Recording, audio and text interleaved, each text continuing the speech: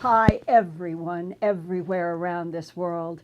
I want to thank all of you who have been coming to my Earthfiles YouTube channel every week, and to encourage new visitors tonight to click on that red arrow to subscribe right now, because we are so close to breaking through to 187,000 subscribers just since last week when we broke through 186,000.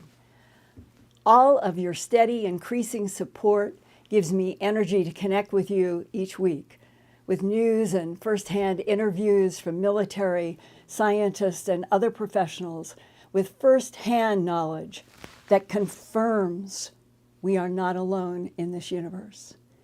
Tonight, I want to begin with where we left off last week with the UFO encounter and abduction in mid-November of 1977. Of U.S. Air Force senior airman and nuclear security policeman Mario Woods. 4 months later, on April 1, 1978, Mario Woods would receive this certificate of appointment to sergeant rank as a non-commissioned officer in the United States Air Force while based at Ellsworth Air Force Base in South Dakota. And by March 1983, he would receive his staff sergeant stripe before he retired from the Air Force. This map shows Ellsworth Air Force Base near Rapid City, South Dakota. At the top of the map is the U.S. Air Force November 1 Minuteman Launch Control Facility, also known as an LCF. It is about 62 miles northwest of Ellsworth Air Force Base.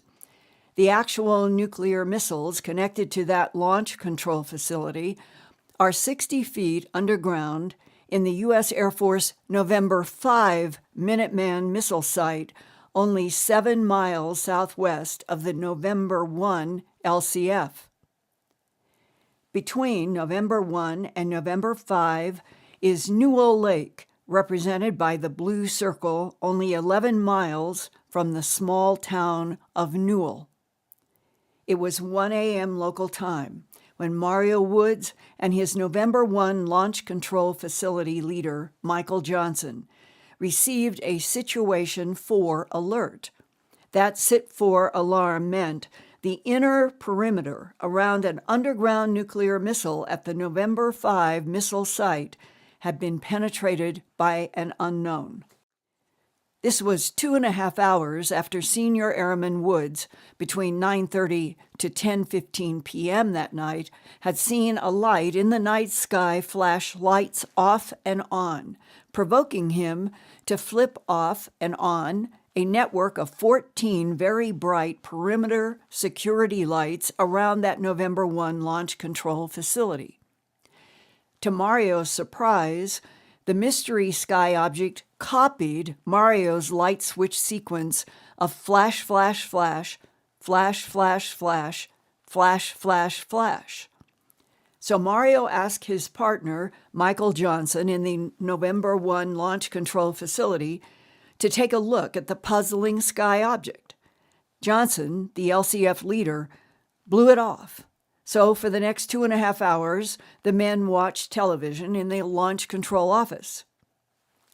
Until that SIT-4 alarm went off at 1 a.m. from the November 5 nuclear missile site near Newell, South Dakota, only about 4 miles from the November 1 launch control facility.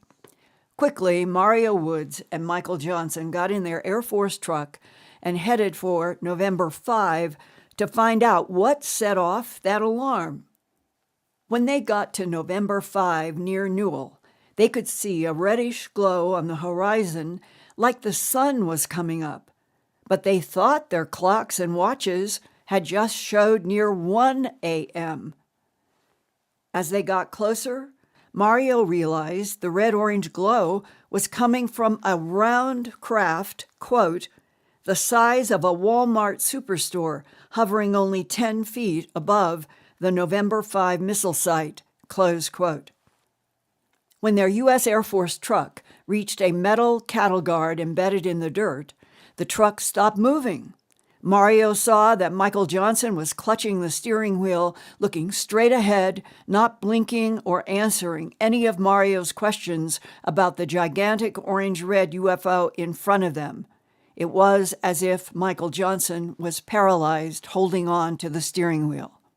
Senior Airman Woods then saw 3 non-human beings with large black eyes and skin the blue-green color of teal approaching the truck. Behind them was a taller being about 5.5 to 6 feet tall. Mario heard in his mind a telepathic voice that sounded like it was kind of underwater. Quote, "Do not fear. Do not fear. We won't hurt you." Close quote. Then suddenly, like a jump cut in a movie where the scene just changes, Mario felt like he was moving in the air on his back about 3 to 4 feet above the ground, but nothing was holding him up. It was only air. Then he saw and felt something black and cold that reminded him of Jell-O. Some other human abductees over the years have also described a Jell-O substance in UFOs that they are told is a disinfectant for germs. Then came another jump cut from the cold, dark gel to Mario seeing the sun rising in the east. His watch showed it was after 6 a.m., but in his mind, it had just been 1 a.m. What happened in those 5 missing hours? Shocked and confused, Mario could see in the early morning sunlight a large white wall he had never seen before. That white wall, I didn't know this at the time, I'd never been there before, was the backside of the Newell Lake Reservoir Dam that's north of Newell and about 11 miles away from November 5. And I had no idea what this white wall was. Well, lo and behold, the backside of that reservoir goes down about 40 to 50 feet. And as you get closer to the edge, that edge goes up 10 to 20 feet, and then you're on level ground. It's a great big, huge berm on the backside of that Newell Lake Reservoir. And we were at the bottom of that, sitting on it. Had we driven down in there, there's no place to turn around because there's about a 50-foot drop-off into another lake that's the runoff area for that dam, and there's nowhere to turn a vehicle around. That it would never have been possible for you to have driven your military vehicle there in November of 1977. That is correct. Still couldn't do it today. There's no way that a vehicle could turn around down there because it's just straight down off to the side to your right. The implication is that the teal bluish beings transported you out of the military vehicle that you were in with Michael Johnson. Correct. Do you have any insights now about why the entities would have transported you to that narrow place in the reservoir? Yes, I believe that when I first spotted that craft, when I walked out of November 1 launch control facility that night, I believe they were directly above it or right next to the Newell Reservoir Dam itself. I don't know what they would be doing there, but as the crow flies, that's where about they were located, as if they took me to a point where I first observed them. And that was the flashing of the lights where all of this started and you thought it was a joke with some helicopter pilots. Yes, ma'am. And then why use that mag light to ask for relief for what was happening to me? I just think they were the ones that were sent because that craft was much larger, just of only holding 3 beings. That craft was filled with stuff. And I've had dreams since that about the inside of that thing. What did you dream? I've dreamt I've been in a room where there's all kind of artifacts from Earth, like box TVs and old radios and antennas, and all this stuff sitting up on shelves. The first thing I saw was an old black and white box television set, probably a 19 by 19, something like that, with the knobs on the right side of the cabinet and the old style wood grain that was plastic. And I put my hand on it. And next to it was a sewing machine and a Selecta type typewriter below it, a radio, a pedestal kind of light that people used to put from the floor to the ceiling. All this stuff was extremely old, and I just found it fascinating to be where I was. I was like, oh, wow, you've got one of these. You've got this IBM selected typewriter. You are describing that you saw in some kind of a dream or in your mind's eye a section inside this craft that was filled with 20th century human technology. Yes. Did you ask any of them in your mind, what is this for and why have you taken me? No, I said, why do you have all this old stuff? I remember saying that. I don't believe I got an answer, but they had me come with them down this hallway, and that's when I noticed the walls that were so active with circuits and lights. I didn't feel fear at the time. I was kind of amazed of the things that I saw in there. I mean, there was some really strange old stuff that we've used all of our lives, you know? Like archaeologists from another planet came here and they were stuffing the UFO with technologies to study. They did tell me when they put me there, you can look out the window. And I was afraid to look out the window. I didn't know what I'd be looking at, the Earth or something else, you know? I really wish I would have now, but I've had dreams that have never gone away, that I've dreamt over and over and over. And I've dreamt of this situation and this whole thing that I've told you probably 50 times in my life in the last 43 years. And every time I wake up in sweat. But I only know that in that room I did not feel fear.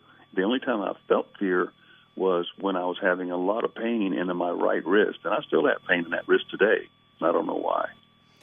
In the 50 dreams or so that you've had about seeing that room with all of the 20th century technology pieces stuck in it, on what must have been the big UFO craft, have you ever been given an insight from your dreams about why they, the non-humans, would be taking technologies from the 20th century?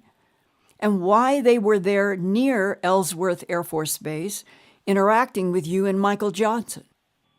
I don't know. When I followed them, I kept looking at things as I'm walking out of that room because I found it so interesting because it was things that I had interfaced with, like box TVs where we changed the channel on it.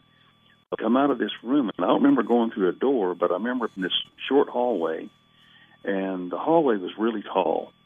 It was about 6 or 8 foot wide, but it was really tall.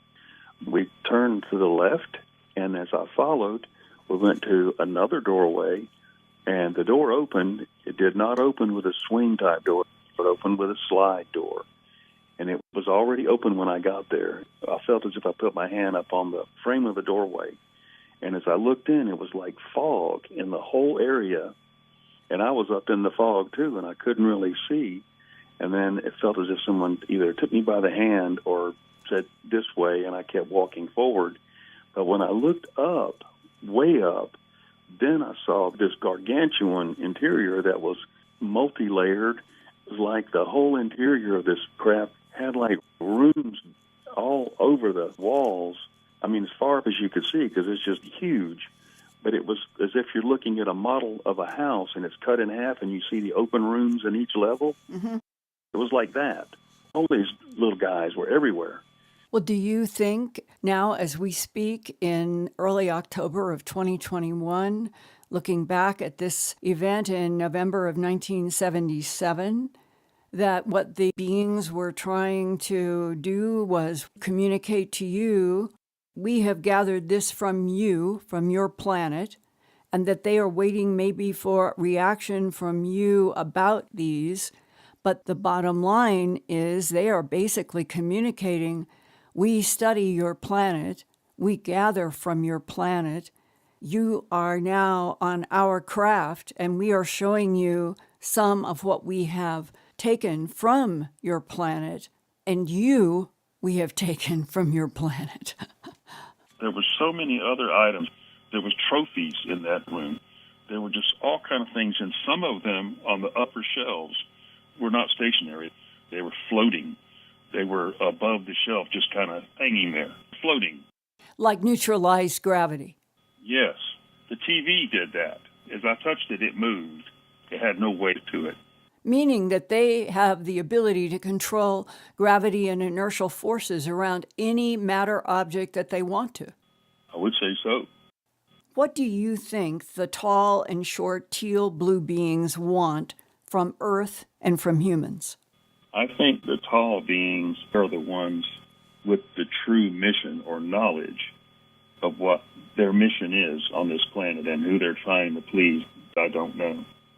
And the short beings are simply the guys that carry out what they want done. I don't think the short guys can grow up to be tall ones. I think they're two different species. I think they're like symbiotic. I don't think you see one without the other. Maybe they're protectors. I honestly don't know. In abduction cases, there has been more clarity about the taller gray beings perhaps being organic, but that all of the shorter beings, 2 feet, 3 feet, 4 feet, are artificial intelligence, cyborgs, androids, robots. Honestly, the look in their eyes, now I don't know if their eyes are a filter, but when I was in that craft, I saw beings without those filters, and there were pupils there. I guess it's something that they can close or open, depending upon the light around them. But their pupils were extremely large, and they were round. They weren't reptilian or anything like that. So I wondered if it's a filter of some type. But there seemed to be, in all my midst of fear or the feelings that I was feeling, there seemed to be life there. I'm not sure if they were robots or not, but they didn't seem to be mechanical. Their movements seemed to be not quite smooth and not animated either, but they don't seem to move very fluid. So you might have something there. Right. Some are robots, mechanical. Some are androids, biological, cyborgs, machine and biological. And then the tall grays, and gray is just a name now, like a common noun, because yours were not gray. We humans are limited by lack of knowledge. And that's what makes this important to ask you. What do they want from Earth and humans? I believe understanding. I think they want to know what really makes us tick, what makes us warring, maybe our innermost thoughts, our innermost fears, our innermost everything, because I do think that they can separate the mind or the soul from the body and analyze it in a way that we can't even imagine. And that's why I associate these out-of-body experiences that I had directly after this whole thing happened, that very day before I was even taken back to Ellsworth Air Force Base. I went into a restroom, thought I was going to pass out. At November 1 launch control, I felt really strange. I felt as if I was going to leave my body. And I went and laid down, and I kind of settled myself down, and I remember my heart beating, and I felt as if I was moving down through my body toward my feet. And then I came back real quick, and I got back up and walked back out in the day room, and everybody was there asking me questions. And my buddy Michael Johnson, he was still out of it, and he was sitting in a chair. And I think the site cook was trying to get him to drink something, and they were really just trying to take care of him because we had a medical problem with him and didn't know what it was.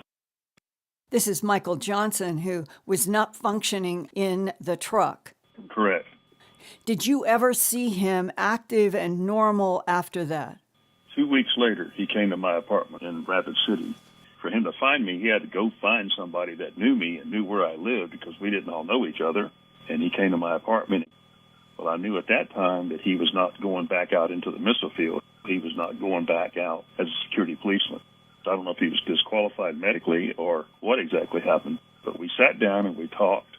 He told me how freaked out he was, and he did remember, do not fear, and he was just literally locked up. He couldn't speak. It was really mentally disturbing to see a grown man, to not be able to function because of something that he's seeing. I think that the most interesting thing was once we drew without looking at each other, he went to my kitchen table and I sat on the coffee table and we drew what we saw. Drew the vehicle just like the drawings of which I sent you, and the craft is sitting over the site. He said, I saw your glove on a shiny floor. And I said, what are you talking about? Remember, when I clutched the bubble on top of that security police vehicle, I used my left hand and it had a glove on it. Right. He asked me if I had my right glove. I went and grabbed my bag and I threw it out on the couch, just dumped it. Well, the left-hand glove was there, but my right-hand glove was gone. He told me he saw my glove laying on a shiny floor. that's when we both looked at each other and, where in the hell were we on a shiny floor? Mario, what is so important is what you were doing with that one gloved hand was you were reaching for the mag light because you were going to go beep, beep, beep, beep, beep, beep, beep, beep, beep to whatever was in the huge red, orange craft. That's right. And it was the same sequence that I used at November 1 when I flipped the facility lights at it. I just went blip, blip, blip. No sequence, no SOS, none of that stuff. Just, it was asking for relief of the pressure and the vacuum in that vehicle. Right. Because they sucked all the air out of that vehicle, and the light was so intense that I could barely look up at it. And I did have burns on the right side of my face and the back of my right hand, and that's where skin samples from the flight surgeon's office after my interview with all those people back at Ellsworth Air Force Base, that's where he took the skin sample from above my right eye and 2 samples off the back of my right hand. Yes, and is it possible that these beings are so complex that they cannot do everything they want to do unless humans give them some kind of signal of permission, and that when you struggled with that one gloved hand to get yourself pulled up so that you could lift up the mag light and do those flashes of light, in a way you may have been saying, I am here, I give you permission, and that's when they took you and perhaps Michael. In my mind, honestly, when I did that, I knew they knew it was me that flipped those damn facility lights at them back in November 1. I know they knew it. Right. And then I slid down in that seat, and then it all went from there. This leads to, what do you think our Earth future will be? Did you get any pictures in your mind on that big craft about what they showed you of what they were going to do, wanted to do, any intention about Earth and the future? A picture comes to my mind where I'm standing at a window frame and I'm looking out of a window. And off in the distance, I see a huge nuclear explosion and a mushroom cloud just comes, just a fireball just erupts from the ground. And I'm looking straight out at it, and I think, I've got to run. And then in that same thought, I realized, where am I going to run to? Besides the out-of-the-body experiences that particular day, that was the next closest memory that I had of visualization of anything from this whole ordeal. I see this mushroom cloud through a window. Was there anything about the moment and where you were that might relate to the beings trying to communicate something to you about the nuclear explosion? This could possibly be your future if things are not changed. If peace doesn't come into this world, this could possibly be everybody's future. I asked Mario why he thought that those advanced teal-skinned beings would take the air out of their Air Force truck. And he told me that perhaps it was because they wanted to take control of him and Michael, his colleague, that they actually were strategizing what to do around the people that they wanted in their craft, and that taking the air out of the truck would then have disabled the humans in the truck to a certain point, that they would be easier to handle by the small teal ones that came first, followed by the taller one. That was at least Mario's hypothesis about why would they suck the air out of that truck. And I also wanted to share, I have been getting from chats last week, just in 1 week, several of you have either had a military background or someone in your family has had a military background or some kind of aerospace engineering or science. And it is fascinating, the comments that I have received just this week. And I wanted to start out with, it's called Ray's Story. You'll recognize who you are who sent this particular chat comment. I worked with a former U.S. Air Force serviceman who told me that Mario's report, and that would have been last week's part 1 on September 29th, and today is part 2, October 6th, told me Mario's report was true, and that he was one of the 2 personal people who had a launch key and code that were needed, and that launch drills had problems after radar detected UFO presences over and over. We were both working on a cable fault team for the Department of Defense, and I knew him well as we spent a lot of time working together. Here is a chat comment from Quantum FX. We still have a lot of activity near the Iosco County, Michigan, Wurtsmith Air Force Base.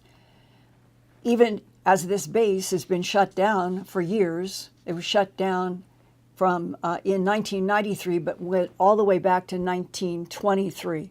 So Wurtsmith Air Force Base in Iosco County, Michigan, went from 1923 through World War II and everything up to 1993, and then it was decommissioned. And he says that even though it has been decommissioned and shut down, we still have many sightings here. I have wondered if a lot of it is just our aircraft, or is it mixed, both, with UFOs? After experiencing what I have seen with another person driving at night behind this old base, I know at least we encountered something that is not ours.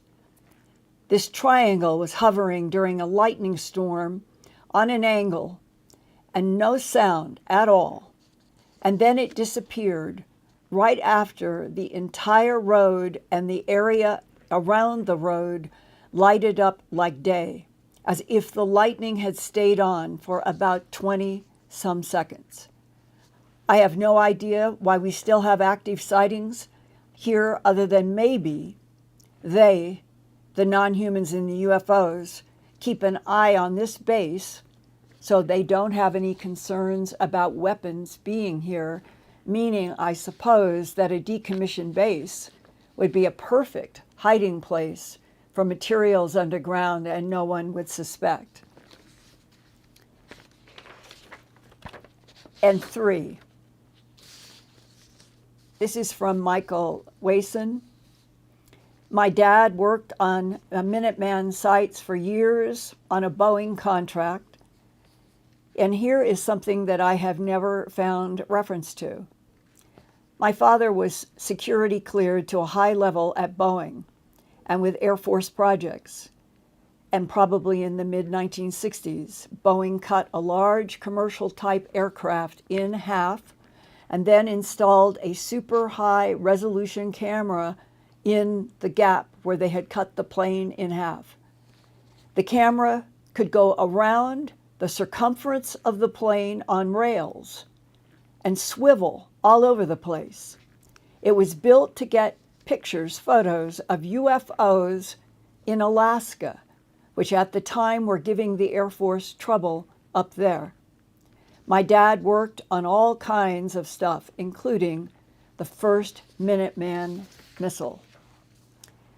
I truly welcome hearing more feedback about UFOs and nukes, histories, UFOs, intrusions, from those of you who have either served in the military with firsthand information and knowledge, such as Sergeant Mario Wood, or you do have relatives or family who can help fill in some of the firsthand experiences about this enormous subject of intelligences from someplace else in the universe who have come here, who have been intensely interested in what happened in World War II with the atomic bombs, and then the missile bases became a focus in the 60s and the 70s up to the 80s, in which the UFO phenomena has demonstrated its ability to even control what would be the magnetic tape information as were in the Minuteman missiles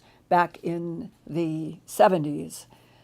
That my own brother was at Malmstrom Air Force Base, And he knew firsthand and told me firsthand that when a football field-sized orange fluorescent huge UFO set down on Kilo 7 in 1975, and he was in the air in a helicopter taking some senior authorities out to meet with the sabotage alert team, that when this huge UFO, which was being tracked on radar, and there were jets in the sky, and my brother's in the helicopter, and sabotage alert team, and the big, huge UFO close down above Kilo 7 just suddenly, and you've probably heard Luis Elizondo and others since the 180-day countdown having to do with UFO information,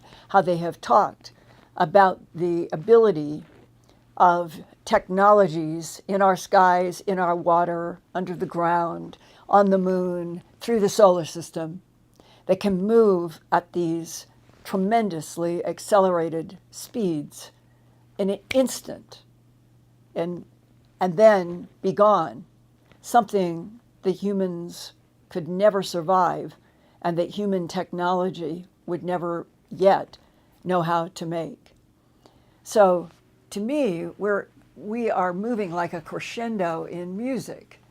There's more and more people who have professional backgrounds and know very well that extraterrestrial biological entities in many shapes, sizes, colors, from different solar systems, different galaxies, interact in our particular galaxy and here in our solar system, on our Earth. And I would love to see news that would finally be telling the truth and talking about what we are learning from solar systems that are between our Earth and the sun and out 100 light years. It's happening, it's already happening, but we're being left out. And I hope my being able to share information like tonight and last week and others that I have had on from a military background, I hope that you are feeling how valuable these facets, they're not whole, they don't answer all the questions, but they are facets of firsthand experience and knowledge without any question of working with a variety of different beings with extremely advanced technologies who seem to be studying us, monitoring us, harvesting our genetics, harvesting metals from inside our planet. And it's all going on while we have this strange, historic, superimposed denial of truth, telling us that we are the only intelligent life in this universe. It is now past being preposterous. It is way past telling the truth. That's why I honor Sergeant Mario Woods and all of the military people who have been speaking out finally, and some of the scientists who have talked to me confidentially, engineers who have talked to me confidentially. And I just hope that it's going to be much sooner than later, that we finally have this tsunami of truth wash over this planet.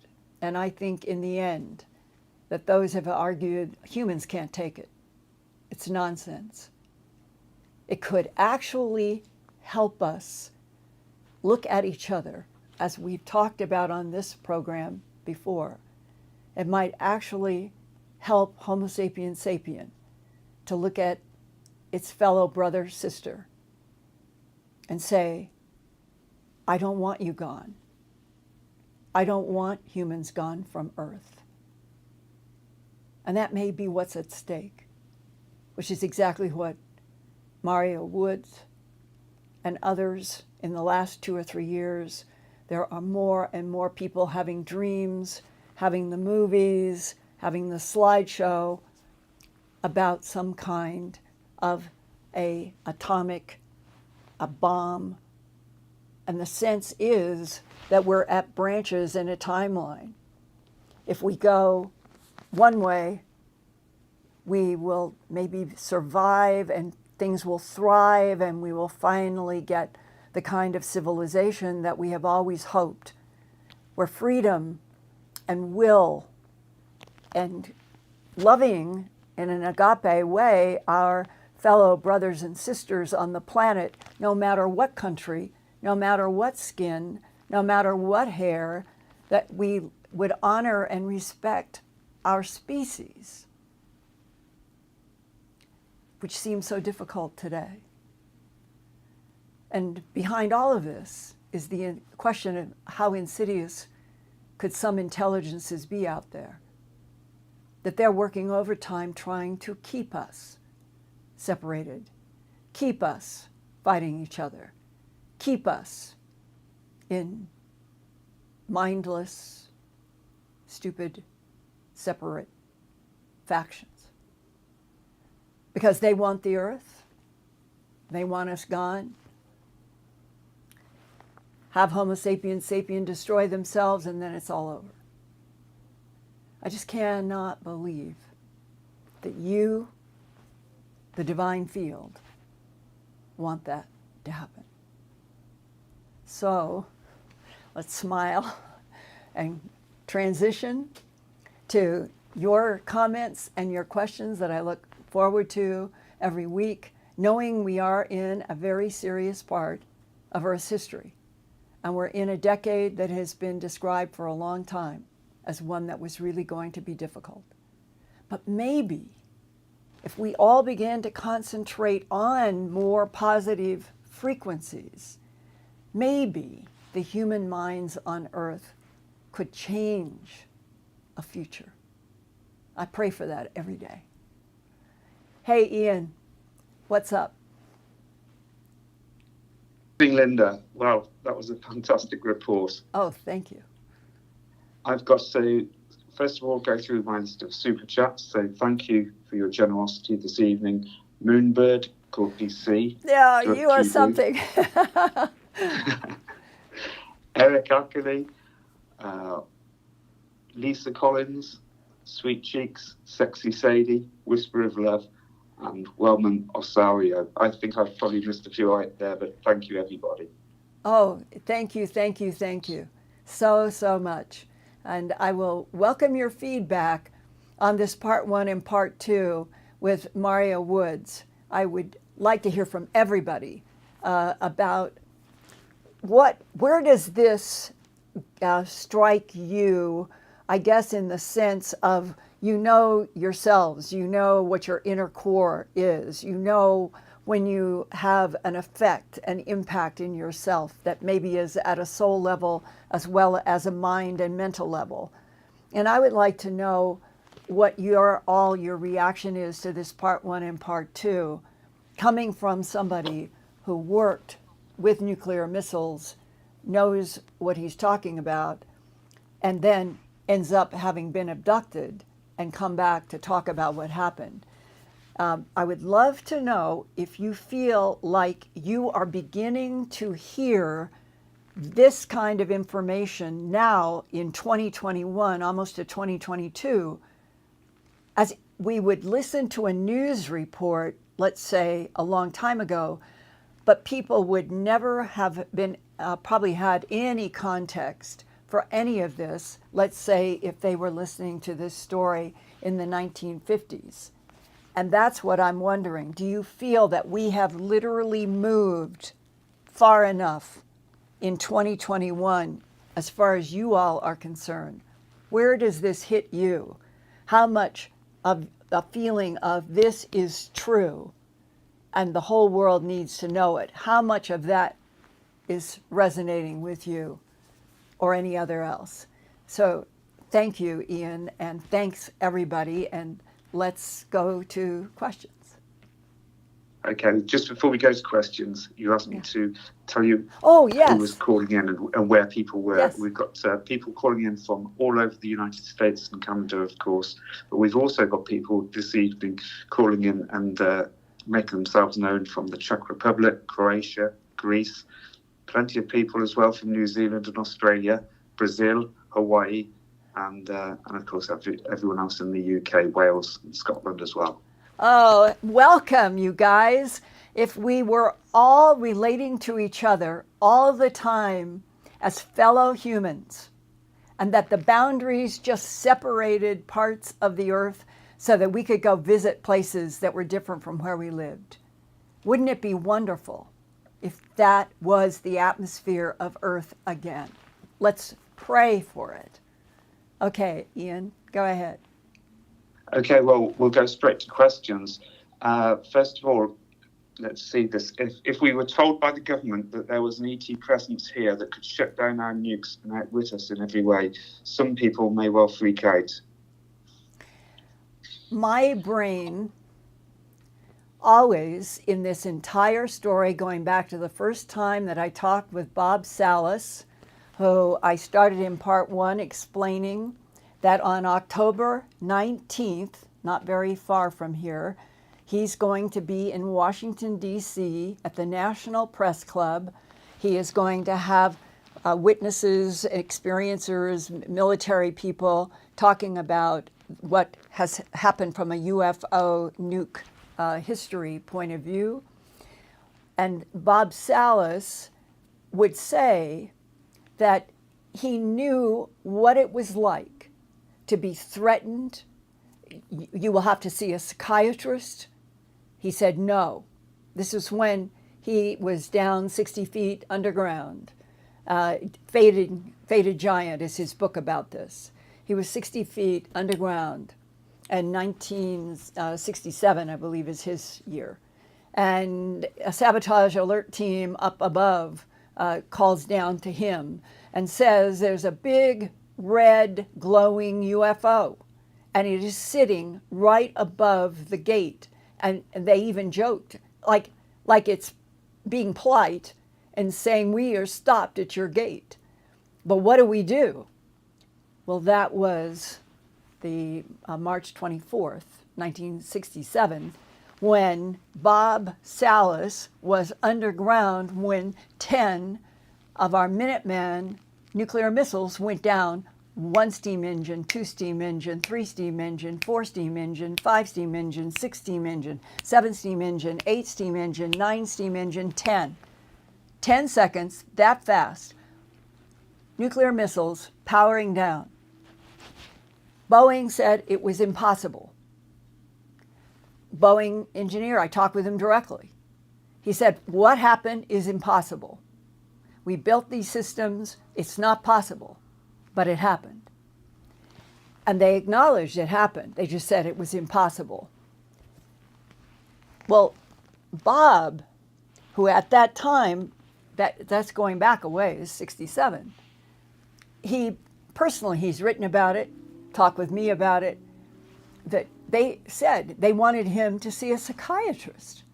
And he was smart and knew that this must be some ruse, that if they got some kind of a psychiatric interview or analysis, it would go in his record, and then, depending upon what happened in the world between UFOs and missiles and the governments and everything, they could pull out a psychiatric interview and say, see, he's crazy, go away. Well, that has been a threat to a lot of people who have served in various kinds of capacities with sensitive material, and it's not fair. And fortunately, Bob Salas, he was smart and he avoided that. Well, he still, I don't know what exactly his whole content is going to be on October 19th in Washington, but I know that he himself has stressed that for professionals who have had the responsibility of our most sensitive and dangerous weapons, nuclear missiles, the people who have been responsible for the launch control facilities, for everything involved with them, they became so afraid to say anything about what they knew of these impossibly advanced craft. And in a few cases, Mario's not the only one, with Michael Johnson to have been abducted. There have been others, but he's the first one to really go on the record with so much detail. And the climate, it was the psychological climate. You talk about this and you will be destroyed. You talk about this and you will never be employed again. You talk about this and your life will be smashed. And that is the attitude, that is the context that has kept so many of these interactions between another intelligence, live conscious intelligence in this universe that has been interacting with this planet for at least 270 million years, as I understand it from a man who I've talked about here in December of 1999, was retiring from the Defense Intelligence Agency after an entire career of studying, monitoring, and analyzing the presence of 3 competing extraterrestrial civilizations on this planet.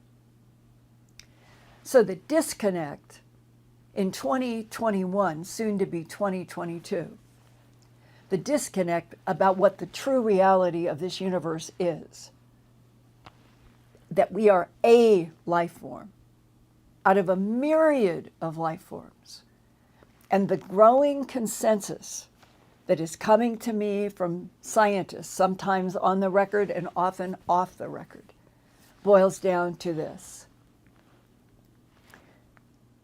Linda, the universe, the entire universe is conscious. The suns are conscious. The moons are conscious. Everything is conscious. The key is frequencies. The key is learning. We've been kept in babyhood, apparently on purpose by others with advanced intelligences for reasons that are not clear. And then our own human governments keep us even more blind. But there may be something now that is breaking if we could keep the inertia going forward. If we've got 8 billion human minds on Earth, if we understood that war alone cuts off the ability for the human consciousness to interact positively with the universe, and if we're kept in a state of war, we will never make that wonderful connection on the positive side. So there is a much bigger picture about having the truth be told that would begin to change the entire consciousness relationship between Homo sapiens sapien and this universe. Scientists, I've had discussions with scientists. They completely concur. They're studying this.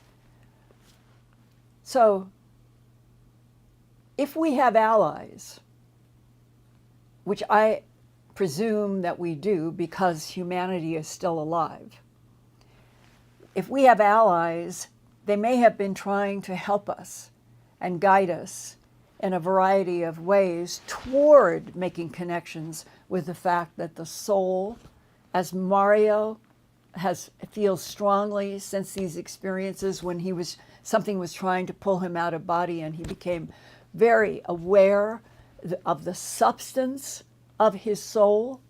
There is a substance to the soul when you feel it and then you recognize it.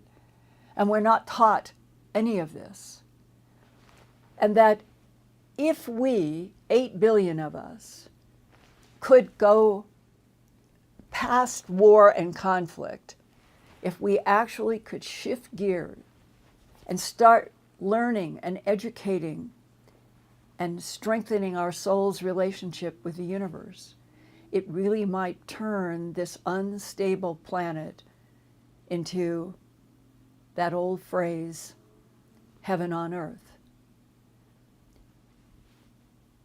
It's such a critical time. I think everybody feels it. Pandemic or no pandemic, it is a critical time. And there is something about talking with Mario and hearing him and being able to talk with him in the interview that gives me more hope. And I hope it gives you hope too. Okay, Ian. Linda, you've spoken before about your sighting in Colorado of the craft that you witnessed, and people have asked, have you ever had a close encounter experience yourself? And here's another question. Have you ever had regression therapy yourself to see if you've had an experience or abduction that you don't recall? I was hypnotized in 1985 by Richard Sigismund in Boulder, Colorado, a very close friend to J. Allen Hynek. And Richard Sigismund had helped me tremendously in my production of A Strange Harvest when I was hitting all of this for the very first time in September of 1979, and produced the 90-minute special A Strange Harvest about the animal mutilations, and was meeting law enforcement telling me the perpetrators were creatures from outer space with all this advanced technology of beams that ranchers were seeing the cattle go up in the beams and being put down. And Richard Sigismund invited me to go to a hypnosis session that he was doing with a couple. It's featured in An Alien Harvest, my first book, with photographs of what the man was a commercial artist, and he could sketch under hypnosis. And watching them, and we worked with them for over a year, kept the husband separate from the wife. We would do different isolated hypnosis sessions. We asked them not to talk with each other. And as we got through the separate hypnosis sessions over that year, I asked him, I said, would you do a hypnosis session with me on a particular incident that I wanted to explore? And I went through, and the thing that I remember saying to him, both when I thought I was conscious and after, is, I don't think I'm hypnotized. Well, people will say that as they're going under. And he ran a tape recording. And I have that tape recording to this day. And that I know everything that happened on that tape recorder, and the tape recorder, the material on that tape is more understandable, that I feel that I was describing to Richard Sigismund events and places that were very accurate, and I still have it, and related to my investigations of animal mutilations. And if it was extraterrestrial biological entities doing the bloodless mutilations, what does that say about the non-humans? What is their true relationship with the Earth?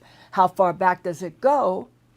And I will share one piece of that hypnosis session that I think is absolutely accurate, that I had been shown in material that was allegedly part of the big classified secret documents of information that are in Suitland, Maryland, and all these places underground. Everything that we want to know and deserve to know, it's all underground in these big archives.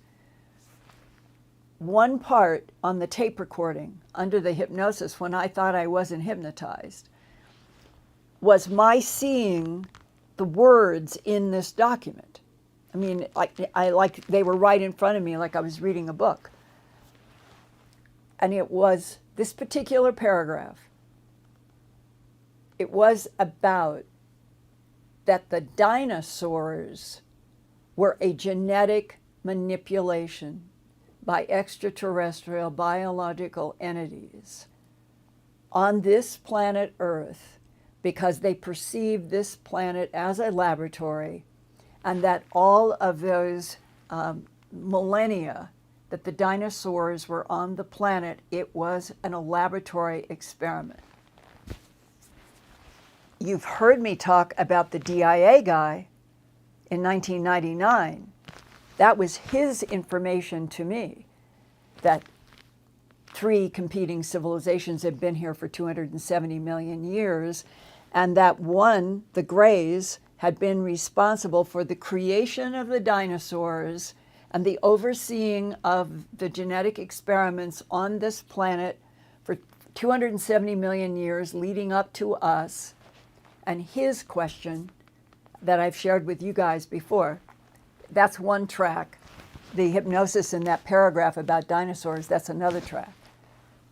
And that the DIA guy, coming out of what he had been exposed to, raised the question with me that we talked about. We've seen the Greys demonstrate that they can move any matter from inside this universe into a parallel time or another dimension. It's gone from here. And they could have done that with a 6-mile diameter asteroid. Why didn't they? Was that the way that they chose, knowing everything that their computers advanced would know, that if they had a 6-mile diameter meteorite slam into the Gulf, would it create enough forces that it would then decimate their dinosaur experiment, and then later on they would do something else? He posed that question to me. And that was 1999.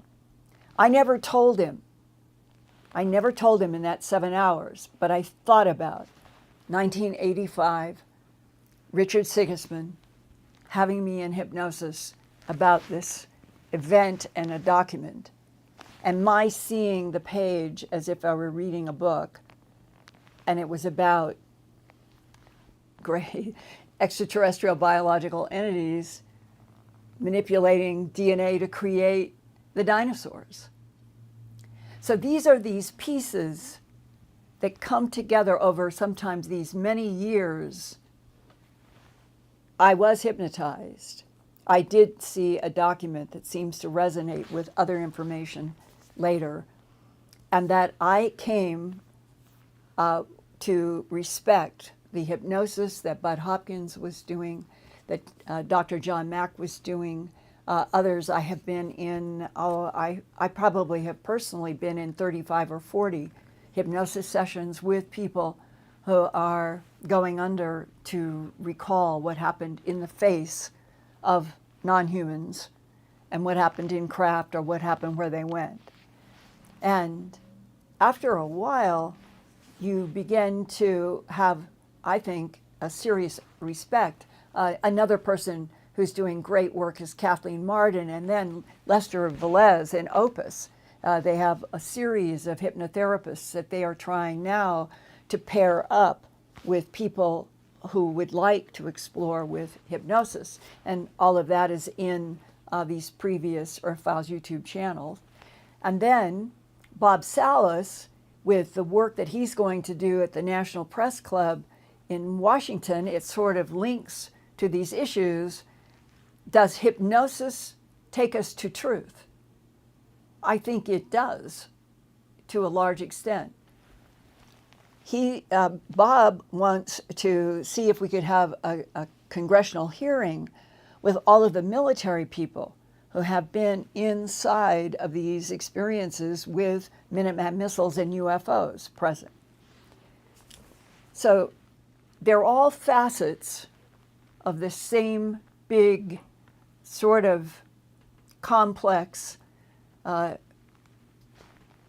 every part seems to be moving and accelerating, of this revolution that something is getting ready. We are one way or another. Humans are going to be introduced to advanced species and advanced technologies. That's a fact. So all of these pieces, including my own personal exposure to hypnosis, which seemed to me to prove that at least one part of it was that vivid, and then I had facets that sort of boosted up the reality of what I was reading. And that's why it takes a lot of time to get a picture like the pointillisme that today there's so much that I feel like I'm beginning to understand a much bigger picture for the very first time. And I just keep trying to bring facet after facet to you guys and hope that altogether we will be able to increase at least positive interest in trying to understand the other in all phases, in all forms, and knowing if the universe is conscious and our brains can resonate and all life forms resonate, and there's a mathematical matrix in it all. Prayer, feeling the divine field. It's so important. And I pray for all of you that we all can continue going forward, evolving positively. And I'm so glad that we got to share tonight. And I'm right at the bottom of the hour, or half hour. And I'm going to close this out tonight on the time, Ian. But next week, I am planning to take, like in various facets from you guys, some of the more fascinating letters on orbs and balls of light and NDEs, and I'm going to share some of them next week because I want you all to know how valuable it is to hear from you. And if you don't always hear from me, it's because, and Ian and Brad know this, I get a black river of email every day, and I really work hard at keeping up, but sometimes just have patience with me. I end up reading as much of your communication to me as I possibly can. And I'm just going to work at periodically taking and sharing back to you for more, because that is the way I learn, and I would love to be able to share that with you.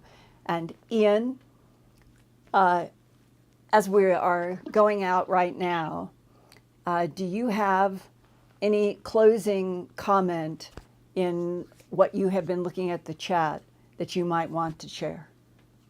All I'd like to say is to emphasise again what you've been saying, to please keep sending us the reports and experiences, and we'll try and get through as many questions and responses as we can. So thank you as well to everybody who's contributed this evening. And thank you. And prayers, most positive frequencies. Just concentrate on the most positive frequencies. I love you guys. I'll see you next week.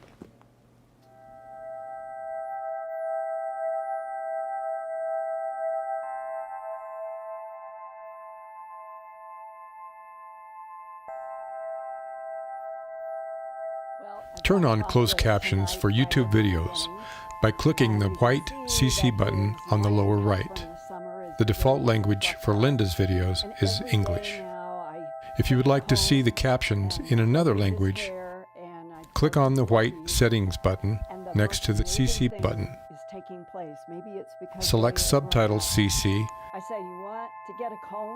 and then select Auto Translate.